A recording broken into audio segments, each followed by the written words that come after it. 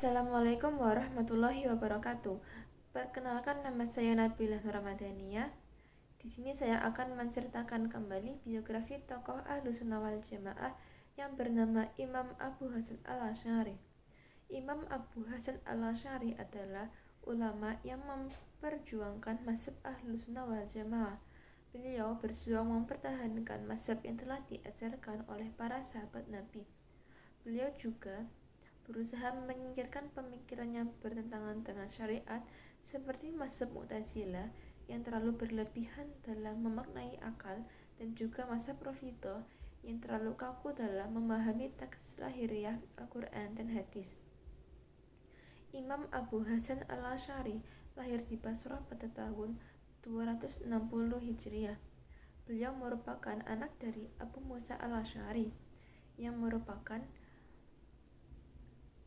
golongan yang kata Nabi selalu mencintai Allah dan dicintai oleh Allah. Saat masih kecil, Imam Abu Hasan al-Asy'ari ditinggal wafat oleh ayahnya. Kemudian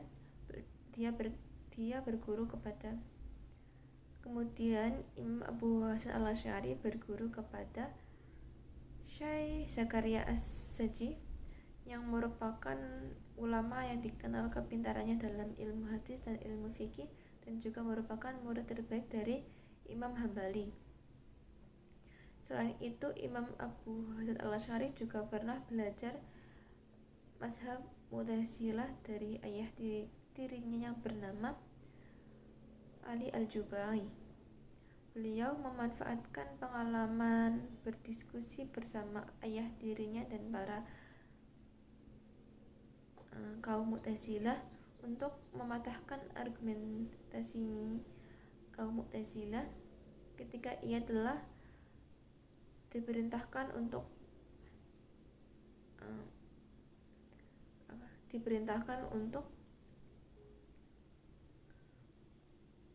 membela mazhab Ahlussunnah wal Jamaah. Awal mula Imam Abu Hasan al-Asy'ari membela mazhab Ahlussunnah wal Jamaah yaitu pada suatu malam ia bermimpi bertemu dengan Rasulullah SAW. Dalam mimpinya Rasulullah berkata, "Berpeganglah engkau kepada sunnahku." Sejak saat itu Imam Abu Hasan al-Asy'ari menyendiri selama 12 hari di rumah. Kemudian beliau memasuki masjid seraya berkata dalam mimbar, aku melepaskan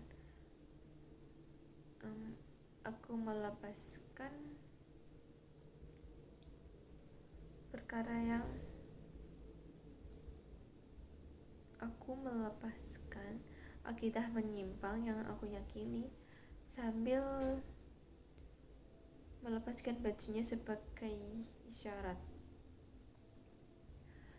Imam Abu Hasan al-Asy'ari dikenal dengan ilmunya yang luas dan pengetahuannya yang mendalam. Beliau memiliki banyak karangan, di antaranya yaitu karangan ilmu akidah yang berjudul Maqalat al-Islamiyyin yang berisi sejarah perkembangan mazhab dari zaman Rasulullah sampai zamannya.